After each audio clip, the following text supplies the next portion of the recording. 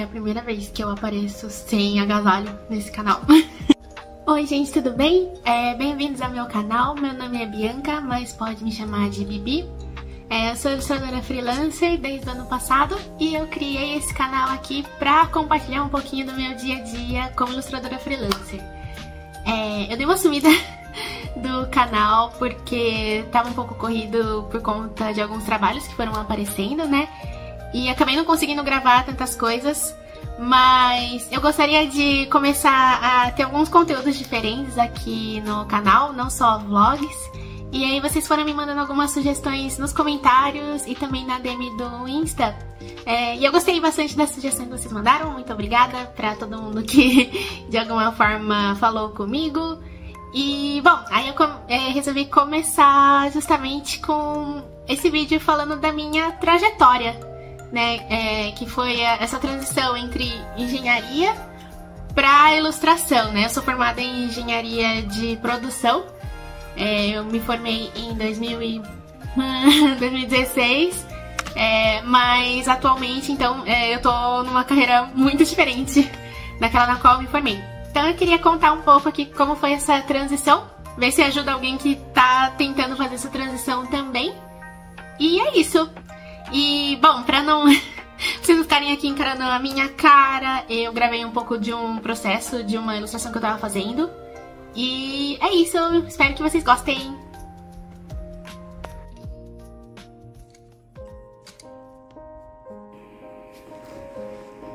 Bom, acho que desde pequena eu era uma pessoa mais da área criativa mesmo. Eu sempre gostei muito de desenhar, escrever, criar coisas usando massinha, biscuit, papelão, MDF, etc, né?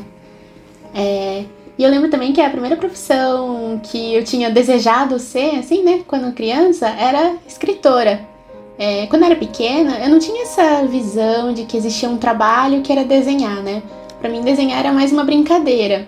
Mas eu queria que as pessoas vissem as histórias que passavam na minha cabeça, né? Então, por isso que eu queria ser escritora. Eu criava panfletos de filmes que não existiam, assim, né? Fazia historinhas ilustradas, eu tava o tempo todo desenhando. Era, acho que, realmente minha brincadeira favorita do mundo. E antigamente, não tinha um incentivo, assim, por parte da minha família pra eu seguir carreira artística, né? Eles adoravam meus desenhos, mas ninguém tinha noção de que existia uma profissão de verdade ali, né? Então, na minha infância e na minha adolescência, eu desenhava mais como hobby. Então, nunca fiz curso e não tinha aula de artes na escola também. Sei lá, não sei por que não tinha aula de artes. Quando eu entrei no colegial, eu parei de desenhar. No máximo, eu fazia uns rabisquinhos no canto dos cadernos, assim, mas eu não tinha mais aquele momento em que, intencionalmente, eu sentava na cadeira para desenhar. O máximo que eu fazia era ler mangá, ficar imaginando que eu queria desenhar aquilo pra mim. E acho que também é comum que muitas famílias de origem asiática acabem se voltando para algumas áreas mais tradicionais também, né? Como direito, medicina. E comigo não foi diferente. Eu acabei indo prestar engenharia. E aí eu fui estudar na Escola Politécnica da USP, em São Paulo. Eu vou chamar só de Poli, que é mais fácil. Aí, gente, ali na Poli, o meu desenho morreu por completo, tá? Eu não desenhava nada. Eu me desconectei totalmente, assim, de, sei lá, qualquer coisa criativa durante a graduação. Acho que eu me desconectei também de várias outras coisinhas que eu gostava nessa época, como, por exemplo, os mangás. Na Poli eu sentia que não dava muito pra ser totalmente eu ali. Acho que era, de certa forma, um ambiente opressor. E eu entendo que muitas pessoas podem não pensar isso, né? Cada um teve a sua experiência individual naquela faculdade. Mas eu acho que hoje, olhando pra trás, era assim que eu me sentia, assim. Era muito a sensação de um peixe fora d'água. Tanto que, hoje em dia, assim, se alguém me pergunta no que eu sou formada, e eu falo, eu fiz engenharia lá na Poli, gente, ninguém acredita. Acho que ninguém consegue imaginar a minha pessoa ali dentro, sabe? Então, acho que tinha bastante desse sentimento já naquela época. A única coisa relacionada à criatividade, à autoexpressão que eu fiz durante a minha graduação aconteceu, não coincidentemente, quando eu estava longe da Poli. Eu fiz um intercâmbio na Coreia do Sul, eu morei lá durante 1 ano, e aí eu comecei a me interessar por fotografia lá, estudei um pouquinho, né, comprei minha câmera, e aí eu criei um blog onde eu mostrava as fotos que eu tirava da viagem, compartilhava meu dia a dia morando ali. Então essa foi a única coisa, assim, mais criativa que eu fiz durante a minha graduação. Então, assim, eu tô contando isso porque às vezes pode ter alguém que se identifica com essa parte, né? Por se ver num lugar que tava se sentindo esse peixe fora d'água, né? Seja uma faculdade, um trabalho onde você sente que a sua criatividade morreu. Bom, eu só voltei a desenhar depois que eu já tinha me formado e eu tava trabalhando há uns 2 anos numa startup na área de produtos e operações. Eu gostava do meu trabalho ali, mas foram acontecendo algumas coisas na minha vida pessoal que foram me deixando bastante deprimida. E, sei lá, era uma época bem ruim, assim. Eu sentia que eu precisava me agarrar em alguma coisa, senão eu ia acabar me desfazendo, né? Então, eu não conhecia nenhum ilustrador naquela época, eu não seguia, né, ilustradores e tal. E naquela época as redes sociais não eram lá essas coisas que é hoje, assim, né? Mas enfim, eu seguia só uma única ilustradora, que é a @polayumi. Não sei se vocês conhecem, o trabalho dela é muito fofinho. E eu só sabia da existência dela porque ela estudou na FAU, né, que é a Faculdade de Arquitetura e Urbanismo ali. E a minha prima que morava comigo também estudava lá. E ela que tinha comentado sobre o trabalho da Polayumi. Então, eu mandei uma mensagem pra Polayumi perguntando se ela podia me ajudar com indicações de cursos e tal. E, gente, ela foi muito legal comigo, assim. Ela me ligou, na época que ela tava morando no Japão. Ela me ligou e ela entendeu o quão perdida eu tava, assim, e me recomendou alguns cursos. Principalmente o curso do Hiro Kawahara. E aí, em 2018, então, eu comecei a fazer o curso do Hiro. Ele durava, eu acho que uns 4, 5 meses, não lembro. Mas o Hiro é aquele famoso ilustrador das bandejinhas do McDonald's, né? Provavelmente todos vocês conhecem. E eu fiz esse curso por hobby mesmo, né? Eu precisava fazer algo que me alegrasse, assim, naquela época. E eu fiz com uma amiga e eu gostei muito. Era um curso para você soltar mais o seu traço, assim, parar de ter tantas travas com desenho, né? Se você só desenha pequenininho para ninguém ver, sabe? Ele ataca bastante essas coisas, assim, no curso dele. E eu precisava daquilo, porque eu havia ficado anos sem desenhar, né? Desde ali do colegial e tal. E eu lembro que um dia, assim, na aula, o Hiro virou pra mim e falou, né? Que eu tinha jeito pra desenho e que aquele poderia ser um caminho pra mim, se eu quisesse, né? Profissionalmente falando. E talvez ele fale isso pra todo mundo, sei lá. Mas eu me lembro desse momento, assim, com bastante carinho, sabe? Porque eu lembro que eu fiquei com vontade de continuar a viver pra saber se aquilo um dia ia acontecer comigo ou não, né? Então, hoje em dia, olhando pra trás, eu sei que a arte me salvou, assim, naquela época, sabe? Porque a mera possibilidade de um dia eu poder viver disso me deu força quando eu não tava bem. Então, assim, pra mim aquele momento foi bem marcante, assim. E, bom, eu sempre fui muito pão dura, mas a partir dali eu fui muito mais. Comecei a juntar dinheiro e em 2019 eu pedi demissão, né, da startup onde eu trabalhava para poder estudar e me dedicar mais às artes, né. Então, em 2019, fiz 2 cursos na Quanta Academia de Artes aqui em São Paulo, né? Cursos presenciais, o de ilustração e um curso mais curto de design de personagens que acho que durava 2 meses, sei lá. E o de ilustração era 1 ano. E aí vocês podem estar se perguntando, mas Bibi, por que você não fez o curso de fundamentos do desenho se você era completamente inexperiente? Gente, eu não fiz o de fundamentos porque, eu nem sabia Eu não sabia que era começar pelos fundamentos. Eu nem sabia o que eram os fundamentos do desenho. E 2, eu tinha pressa de pegar commissions e começar a ganhar dinheiro, né? Eu achava que ilustração ia me ajudar mais do que, sei lá, aprender anatomia perfeita e perspectiva.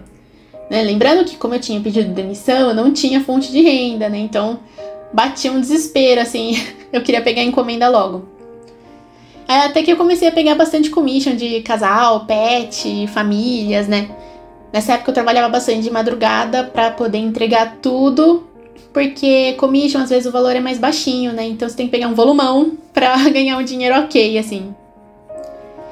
E, gente, aí em 2020, né, veio a pandemia.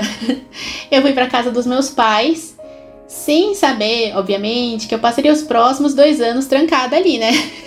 Inclusive, eu fui pra lá com uma mala minúscula, porque eu achei que ia ser coisa de poucos dias, sei lá, algumas semanas no máximo, né? Acho que ninguém imaginava que ia durar 2 anos, né? E durante 2020, eu continuei pegando bastante commission. Acho que o fato da gente estar em quarentena naquela época fez com que muitas pessoas também procurassem presentes digitais, né, ilustrações digitais, para presentear pessoas queridas que moravam longe. E nessa época, meus pais apoiavam bastante minha decisão de perseguir a arte, então para mim isso foi muito importante, né, contar com o apoio deles, assim. Então, para mim, essa parte foi muito boa.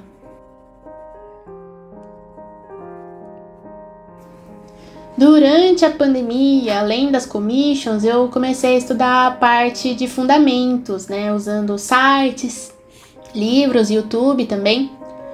Não sei se vocês conhecem, na época eu fiz bastante os exercícios do Draw a Box. Vocês conhecem esse site? Eu pratiquei bastante usando ele, assim, o cara era muito didático. E eu também praticava gestual vendo os vídeos do Proco, por exemplo. Eu comprei também aquele curso de perspectiva do Marshall, que é o co-host do podcast do Proco. Enfim, 2020 pra mim foi isso no universo da ilustração, né? Commissions e tentar estudar algumas coisas por conta própria. Mas eu senti a dificuldade de aumentar meu preço para as commissions, né?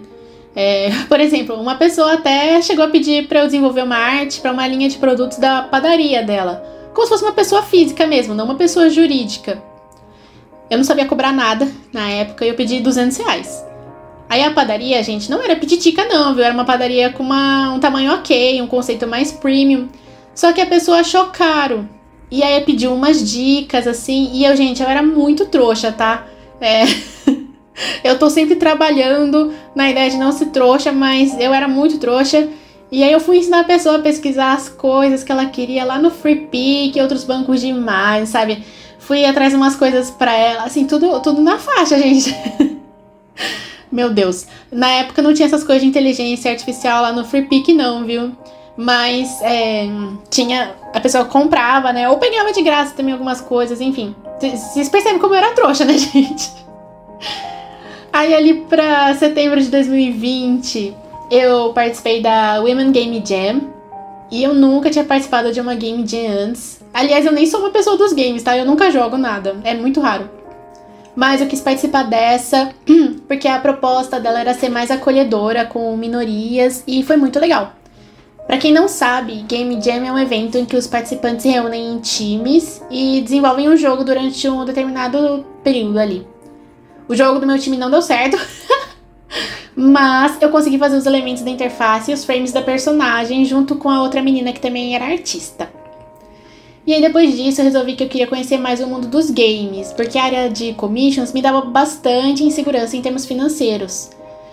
Na verdade, assim, eu queria muito mesmo era ir para a área de animação, muito influenciada pelo Iconicast e pelas entrevistas do Bob Thiel e do Art Side of Life. Só que na época também, com o conhecimento que eu tinha, me parecia que ter uma carreira na área de games parecia mais estável do que na animação. Então esse foi o caminho que eu tomei. Nessa época, eu comecei a pesquisar estúdios indie brasileiros ali no LinkedIn. Eu pegava o e-mail de contato deles e eu mandei vários e-mails, assim. E eram aqueles e-mails, não são e-mails específicos, são aqueles e-mails mais genéricos, tipo contato, sei lá, contato essas coisas aí. Então, eu mandava para esses e-mails me apresentando E eu não tinha um portfólio de games, tá? Ele era bem mais voltado para ilustração de commission, tinha algumas pequenas tentativas em ilustração infantil. Então, aí um dos estúdios me respondeu, o estúdio Coffee Nauts, perguntando se eu estava disponível para ser freela deles, e eu topei, né? Eu nem tinha MEI. Eu corri para abrir um MEI e comecei a pegar umas ilustras para eles, principalmente de splash arts. Eles precisavam de uma artista 2D que tivesse um traço mais estilizado, assim, e chegaram bastante potencial no meu portfólio. A ideia era criar umas peças com estilo mid-century, e eu achei muito divertido, porque até hoje eu acho que isso influencia bastante em algumas escolhas que eu faço nas minhas peças. Mas eu lembro também que eu sofri bastante, porque as ilustras eram complexas pra mim, e era a primeira vez que eu trabalhava para uma empresa, recebendo feedbacks do diretor de arte. Ao mesmo tempo, eu também me comparava muito com os outros artistas que freelavam para esse estúdio também. Porque dava para eu saber o que eles estavam fazendo, né? A gente colocava tudo num site chamado Hack and Plan. Ele é meio que um Kanban, né? Um Trello, mas para desenvolvimento de jogos. E ali dava para ver os desenhos das outras pessoas, o tempo que elas demoravam pra fazer as peças delas. E eu percebia que eles eram muito mais rápidos e muito mais experientes, gente. Aquilo foi me deixando muito insegura sobre o meu próprio trabalho. Em paralelo a essas artes, eu fui estudando e pesquisando também sobre outros estúdios. E eu tava interessada em vaga CLT, porque eu ainda sentia muito o peso da instabilidade de ser freela, né? E eu percebi que muitas empresas de jogos para celular tinham vaga de artista de UI, interface de usuário. E eu achei que podia ser uma boa porta de entrada para mim, porque parecia que tinha bastante demanda, eu não via as vagas sendo preenchidas, e a interface dos jogos, ela não é como a interface dos outros apps, né? Geralmente ela vai ser muito mais ilustrada, não é chapada, flat, assim, com botões puramente geométricos. Como eu não sabia nada sobre interface de usuário, eu fiz um curso gratuito, assim, acho que foi pelo Coursera, e eu vi vários vídeos no YouTube sobre UI e UX para jogos. Montei um projetinho no meu portfólio simulando uma UI para um jogo fantasma, assim, né? Criei ícones, telas, botões, e eu taquei no meu Behance e compartilhei no LinkedIn de uma forma bem despretensiosa, assim, porque era o meu primeiro projeto pessoal desse tipo. E obviamente precisava fazer muitos outros, né, gente?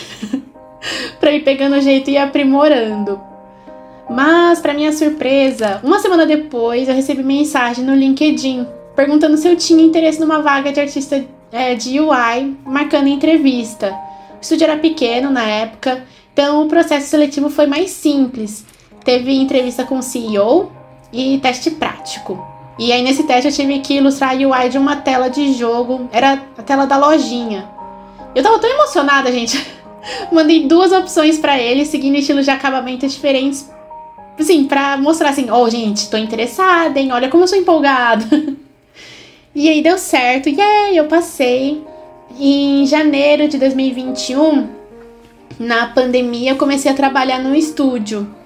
Eu lembro que, nossa, no Natal de 2020, gente, eu tava trabalhando. Porque eu tava fazendo as coisas pra esse teste. Ao mesmo tempo, eu tava tentando acabar as demandas que eu tinha no outro estúdio, né? Pra eu poder fechar o meu MEI e trabalhar como CLT pra esse outro estúdio, né? E, então, assim, era Natal, eu tava trabalhando, gente. No dia 24, 25, dia 30, dia 31, eu tava ali trabalhando. Mas enfim, então em janeiro de 2021 eu entrei pra esse outro estúdio e eu aprendi muito lá, gente, porque eu era muito crua, tá? Meu gestor manjava muito e sempre me explicou as coisas, assim. Como ele era bem exigente, isso acabava me puxando bastante também. Nossa, assim, sério. Quando eu olho as coisas que eu fazia antes, eu fico... Nossa, é triste olhar as coisas antigas, né? Tá, e aí em 2021 ainda eu fiz um curso de pintura digital com a Amanda Duarte na Revolution, porque meu gestor tinha um voucher de 50% de desconto lá na Revo, e ele não ia usar, e aí ele me deu. Esse curso foi muito bom, porque a Amanda é uma profissional incrível, né?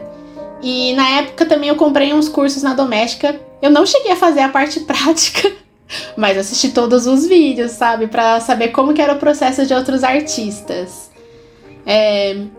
Meu trabalho no estúdio não tinha nada a ver com a ilustração em si, tá? Porque eu entrei como artista de UI e eu fazia muito ícone pro jogo. E era um jogo com muitas peças, gente. Muitas pecinhas temáticas que mudavam o tempo todo ali dentro do board, né? Do tabuleiro do jogo. Então tinha muita demanda. A parte de ilustração em si ficava com o pessoal de marketing. O que eu fazia era prestar bastante atenção nos feedbacks que o pessoal dava nas ilustrações sobre o marketing pra eu ir aprendendo, né? Tipo, o que raios importa numa boa ilustração, né? Então eu prestava bastante atenção nisso. Passei 3 anos ali nesse estúdio e mais pro final foi acontecendo de eu estar me afastando mais de fazer a arte em si pra eu ajudar a coordenar a produção, né, de todos os ícones e dar feedback para os outros artistas, né? Eles que estavam pegando mais essa parte. Então eu ajudava mais a coordenar. Em setembro de 2023, eu comecei a refletir e a pensar bastante sobre a minha vida. Porque eu ia fazer 30 anos e eu comecei a reavaliar minha trajetória e tal e ver o que eu queria fazer dali pra frente, né, gente? A popular crise dos 30, né? Normal passar por isso. Eu tinha uma viagem marcada no final do ano e ia ser minha primeira viagem internacional sozinha. E durante a viagem eu consegui refletir bastante, assim. Eu percebi que o cansaço que eu tava sentindo não era uma questão de tirar férias só, mas sim uma necessidade maior de mudar algumas coisas, né? Então, embora eu gostasse muito do estúdio, eu decidi que era hora de sair. Uma vez eu ouvi a frase que falava assim, que pior do que um fracasso, assim, é um sucesso mediano, assim, sabe? Porque num sucesso mediano, às vezes você se sente confortável o suficiente pra não querer largar e fazer o que você realmente precisa e quer fazer, sabe? Então, eu lembro que eu fiquei bastante reflexiva sobre essa frase e como ela se aplicava naquele momento pra mim. Bom, então decidi que era hora de sair e eu fui me planejando pra fazer isso acontecer. Como eu disse antes, eu sempre fui uma pessoa muito pão dura, então eu sempre fui juntando dinheirinho. Até porque eu também me conheço, né? Eu sei que em algum ponto eu posso querer mudar de rumo e pra isso é importante ter algum dinheiro guardado, né? E além disso também, assim, gente, eu tenho a sorte, assim, de poder contar com a minha família também nisso, assim. Eu sei que se eu precisar, eles vão me ajudar, sabe? Né? Então também eu tinha essa segurança na minha mente, assim, no meu coração. Mas então em 2024 eu saí do estúdio com uma reserva de emergência, abri de novo um MEI e tirei uns meses para construir meu portfólio voltado para ilustração infantil. Eu queria ter esse tempo só me dedicando a isso e construir algo mais sólido antes de sair buscando clientes. Eu sei que não é todo mundo, né, que tem essa oportunidade, privilégio de parar um tempo para se dedicar só a isso, né? Eu fiquei, então, 6 meses fazendo isso. Acho que deu uns 6 meses, mais ou menos. Não, 5 meses. Sei lá. Mas foi por aí. Enfim, é uma época que seu dinheiro só diminui, né? Não tem nada entrando, só saindo. Eu sei que eu poderia ter tentado fazer isso em paralelo ao meu trabalho como CLT ali no estúdio. Mas eu me conheço, gente. Eu juro, eu era muito dedicada ali no estúdio e eu não sabia dosar muito bem minhas forças, tá? Eu me dedicava muito, assim, de corpo e alma, porque eu gostava muito do meu trabalho. Então, no final do dia, eu nunca tinha o suco da força e da criatividade sobrando pra mim, né? Eu tenho muita dificuldade de dar atenção a 2 coisas importantes ao mesmo tempo, né? Então, nesse caso, o trabalho no estúdio e o meu próprio portfólio. Sei lá, eu não sei lidar muito bem com isso, assim. Tenho essa dificuldade, preciso aprender.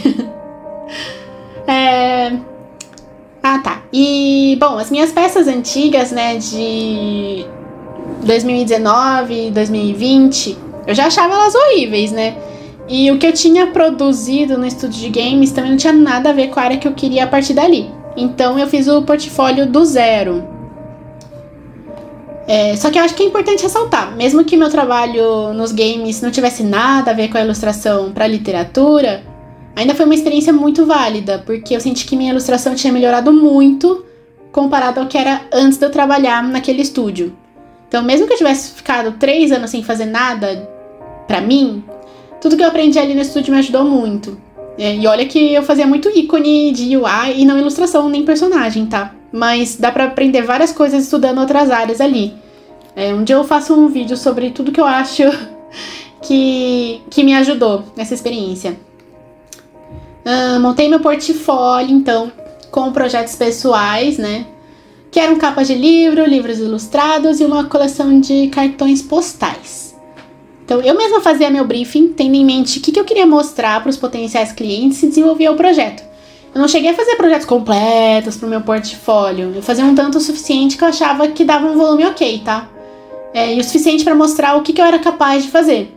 Então, por exemplo, para projetos pessoais de livro ilustrado, eu não criei um livro de 32 páginas com todos os personagens.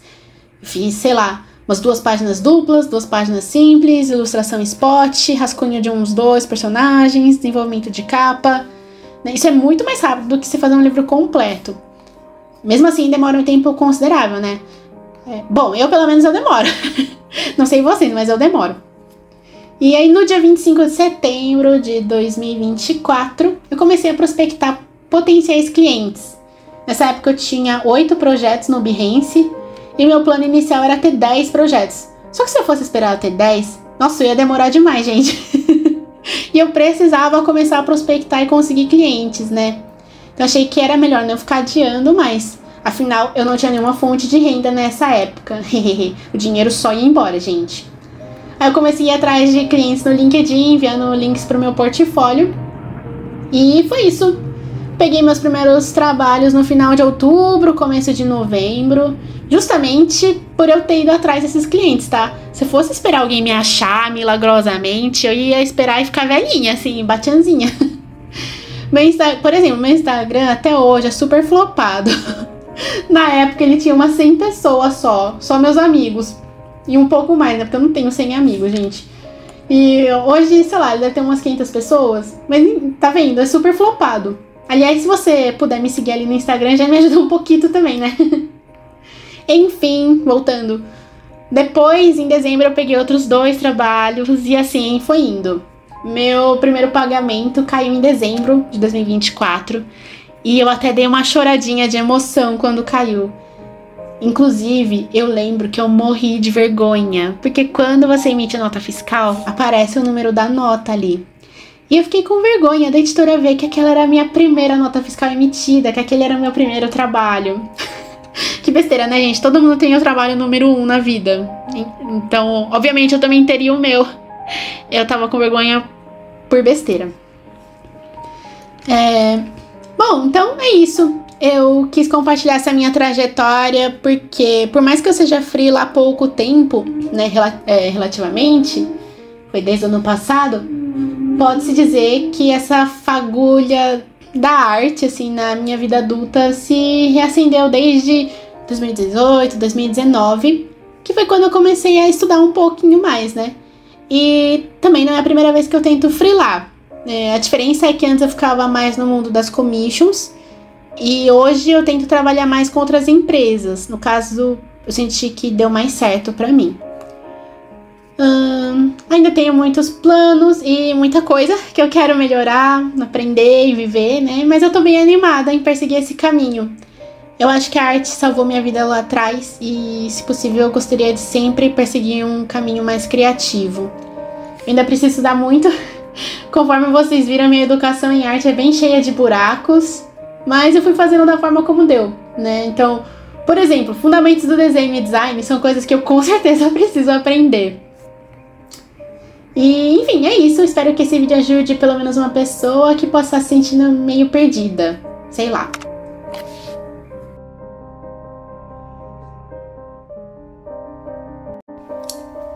Bom, então é isso. Eu sei que ficou mega comprido esse vídeo. Até pensei em dividir em 2 partes, mas eu achei que ia ficar meio esquisito, assim, se eu dividisse. Mas espero que tenham gostado. E apesar de ter ficado super comprido, eu sei que algumas partes talvez estejam explicadas de uma forma um pouco corrida. Então, se você quiser saber mais algum detalhe sobre alguma parte, fique à vontade pra me perguntar que eu vou adorar responder. E é isso, no mais, muito obrigada por terem acompanhado até aqui.